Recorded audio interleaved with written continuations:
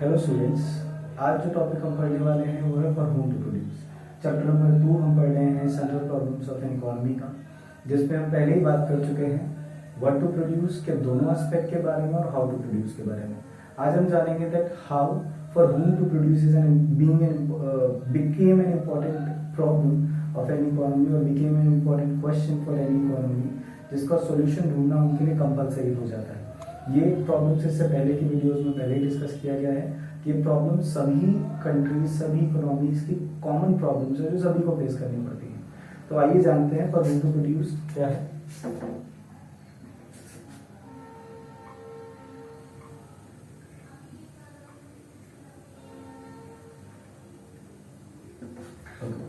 तो for whom to produce एक बहुत अहम और बहुत इंपॉर्टेंट प्रॉब्लम बन जाती है जब बात आती है दो अलग अलग लोगों के रहने के स्टेटस पे। यानी दो तरीके के लोग किसी भी इकोनॉमी में रहते हैं, या तो रिच सेक्शन या पुअर सेक्शन। तो पूरी इकोनॉमी को हम यहाँ पर दो बेसिक कैटेगरीज में क्लासिफाई कर लेते हैं।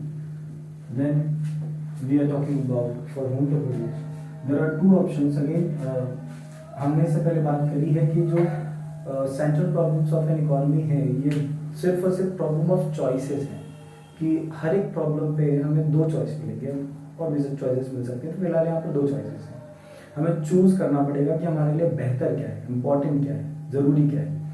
तो वैसे ही फॉर होम टू प्रोड्यूस में भी हमने यहाँ पर दो ऑप्शंस देखे। सबसे पहला rich section of the society, हमारे देश की गवर्नमेंट के पास ऑप्शन है यार वो rich section of the society के लिए सामान प्रोड्यूस करें या पुअर सेक्शंस के लिए। तो रिच सेक्शन या पुअर सेक्शन के लिए यहाँ पर दो ऑप्शन है हमारे पास कि व्हाट टू प्रोड्यूस में पहले डिसाइड किया कि क्या बनाएं, कंज्यूमर गुड या कैपिटल गुड। फिर उसके बाद ये डिसाइड किया कि कितनी क्वांटिटी में बनाएं। हाउ टू प्रोड्यूस में टेक्निक ऑफ प्रोडक्शन की चॉइस था कि LIT यानी लेबर इंटेंसिव टेक्नोलॉजी यूज करें या कैपिटल इंटेंसिव टेक्नोलॉजी यूज करें। जब बात I for whom to produce की तो यहाँ पर ऑप्शन आए दो, रिच सेक्शन और पुअर सेक्शन। सामान अगर हमने चूज किया है कि हम कैपिटल गुड्स बनाएंगे या कंज्यूमर गुड्स बनाएंगे तो किसके लिए बनाएंगे, रिच सेक्शन के लिए या पुअर सेक्शन के लिए। तो रिच सेक्शन और पुअर सेक्शन इसलिए हमारे लिए इंपॉर्टेंट हो जाते हैं क्योंकि इन दोनों के भी अपने एडवांटेजेस और डिसएडवांटेजेस हैं। सबसे पहले समझते हैं रिच सेक्शन के अपने एडवांटेजेस के बारे में। तो जब हम बात करते हैं रिच सेक्शन के एडवांटेजेस की तो पहला जो पॉइंट निकल के आता है वो ये कि रिच सेक्शन को अगर हम सामान बनाकर बेच रहे हैं, मैं अगर प्रोड्यूसर हूँ और मैं रिच सेक्शन के लिए सामान बना के बेच रहा हूँ तो यहाँ पर सबसे पहला और बड़ा एडवांटेज ये है कि मैं उनसे ज्यादा प्रॉफिट चार्ज कर सकता हूँ, मेरा प्रॉफिट मार्जिन बढ़ जाएगा क्योंकि रिच सेक्शन के पास अच्छा खासा पैसा होता है और वो महंगे प्रोडक्ट्स बहुत आसानी से बहुत इजीली अफोर्ड कर पाते हैं। तो यहाँ पर प्रोड्यूसर का प्रॉफिट मार्जिन बढ़ जाता है। अगर प्रोड्यूसर का प्रॉफिट मार्जिन बढ़ेगा तो producer will left with surplus amount, मतलब प्रोड्यूसर के पास एक्स्ट्रा अमाउंट बच जाएगा अपना खर्चा निकालने के बाद और ज्यादा अमाउंट बच जाएगा। मतलब ज्यादा प्रॉफिट चार्ज किया है, प्रॉफिट मार्जिन रिच सेक्शन से ज्यादा चार्ज किया तो प्रोड्यूसर ने अपने सारे खर्चे निकाल लेने के बाद भी उसके पास एक बहुत अच्छा अमाउंट बच जाता है जिससे वो दोबारा से बिजनेस में री इन्वेस्ट कर पाता है। तो अगर वो बिजनेस में दोबारा से री इन्वेस्ट करेगा यानी री इन्वेस्टमेंट का अमाउंट अगर बढ़ेगा तो प्रोड्यूसर अगली बार प्रोडक्शन भी ज्यादा करेगा। अगर प्रोड्यूसर प्रोडक्शन ज्यादा कर रहा है that will increase the GDP level in the economy. यही काम सभी प्रोड्यूसर्स कर रहे हैं। सभी लोग रिच सेक्शन के लिए सामान बनाएं, रिच सेक्शन के लिए बनाने की वजह से प्रॉफिट मार्जिन बढ़ जाएगा जिसकी वजह से री इन्वेस्टमेंट का अमाउंट बढ़ जाएगा जिसकी वजह से प्रोड्यूसर ज्यादा प्रोडक्शन करेंगे, पिछली बार से ज्यादा प्रोडक्शन कर पाएंगे इस बार और जो GDP बढ़ा देगा। तो ये थे एडवांटेजेस रिच सेक्शन के लिए अगर हम सामान बनाते हैं। बीइंग अ प्रोड्यूसर अगर मैं रिच सेक्शन के लिए सामान बनाता हूँ तो ये एडवांटेजेस हैं। वहीं डिसएडवांटेजेस की बात करें तो रिच सेक्शन के लिए अगर सामान बनता है तो वो जनरली हाई वैल्यू गुड्स होता है, यानी उनकी जो प्राइसेस होते हैं वो जनरली बहुत ज्यादा होते हैं, हाई वैल्यू गुड्स होते हैं। तो हाई वैल्यू गुड्स की अगर हम बात करें तो ये वो प्रोडक्ट हैं जो poor people of the society afford नहीं कर सकते। जो गरीब लोग हैं हमारी सोसाइटी में, जो लोग रह रहे हैं वो अफोर्ड नहीं कर सकते इन गुड्स को।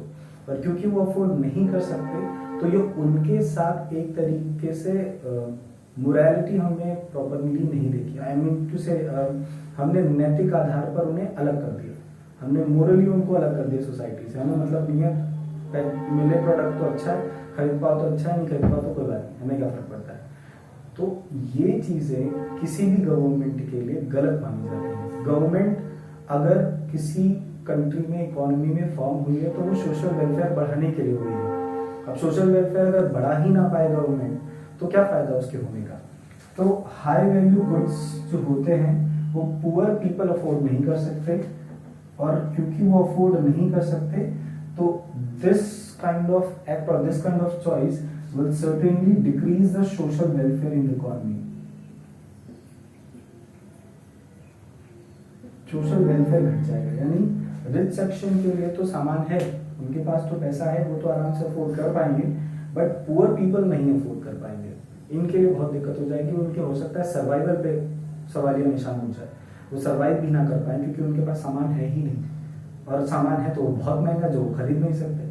तो इस तरीके की प्रॉब्लम्स क्रिएट हो सकती हैं किसी भी इकोनॉमी में अगर हम रिच सेक्शन के लिए सामान चूज करते हैं। वहीं आते हैं दूसरी तरफ, जब गवर्नमेंट चूज करती है पुअर सेक्शन के लिए सामान बनाना। अब पुअर सेक्शन के लिए हम सामान बनाना अगर चूज करेंगे बीइंग गवर्नमेंट, तब इसके भी अपने एडवांटेजेस और डिसएडवांटेजेस हैं। सबसे पहला जो एडवांटेज हो जाएगा जो आता है यहाँ पर,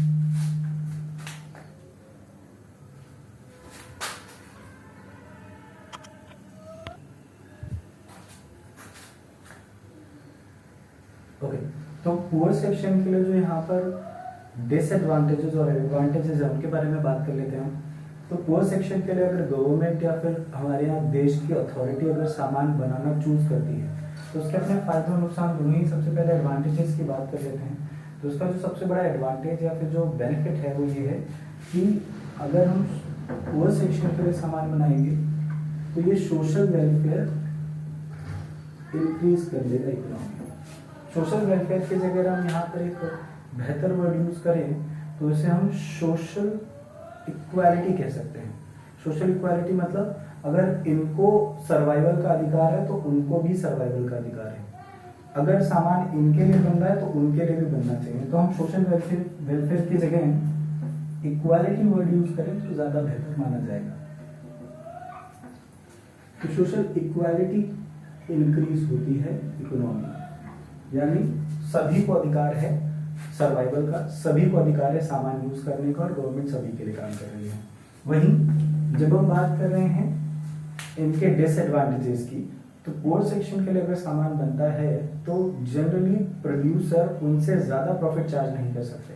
दैट मीन्स अगर हम पुअर सेक्शन के लिए सामान बनाएंगे तो प्रॉफिट मार्जिन जो होगा वो जनरली कम रहेगा। अगर प्रॉफिट मार्जिन लो रहेगा तो प्रोड्यूसर के पास सरप्लस अमाउंट नहीं बचेगा जिससे वो प्रोडक्शन कर पाए, जिसकी वजह से री इन्वेस्टमेंट लो रहेगी, री इन्वेस्टमेंट लो रहेगी तो प्रोडक्शन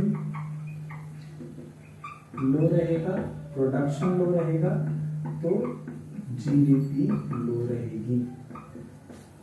तो ये मेन रीजंस हैं जब हम पुअर सेक्शंस के लिए सामान बनाना चूज करते हैं। हम एज अ गवर्नमेंट जब पुअर सेक्शन के लिए सामान बनाना चूज करते हैं तो ये हमारे लिए मेन रीजंस हैं जो हमारे लिए नेगेटिव पॉइंट्स क्रिएट करते हैं। प्रॉफिट ज्यादा चार्ज नहीं कर सकते आप, तो एज अ प्रोड्यूसर आपको प्रॉफिट मार्जिन कम रहेगा।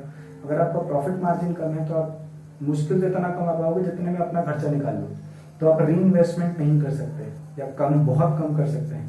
री इन्वेस्टमेंट कम रहेगा तो प्रोडक्शन कम होगा, प्रोडक्शन कम होगा तो जीडीपी ऑफ कोर्स लो हो जाएगा, and that may effect the growth level in the economy. तो ग्रोथ लेवल भी इसकी वजह से इफेक्ट होगी, बहुत धीमी हो जाएगी। तो ये था फॉर होम टू प्रोड्यूस, इसका फुल एक्सप्लेनेशन। अब यहाँ पर चूज करना होता है गवर्नमेंट को कि हम किसके लिए बनाए, रिच सेक्शन के लिए सामान बनाए या पुअर सेक्शन के लिए, दोनों के लिए, और अगर बनाए तो कितना कितना। तो ये इसलिए इम्पोर्टेंट पॉइंट हो जाता है समझना, क्योंकि ये बहुत सारी प्रॉब्लम्स क्रिएट कर सकता है इकोनॉमी में। आगे हम बात करेंगे कि कैसे गवर्नमेंट इनका सॉल्यूशन ढूंढती है अलग अलग इकोनॉमी में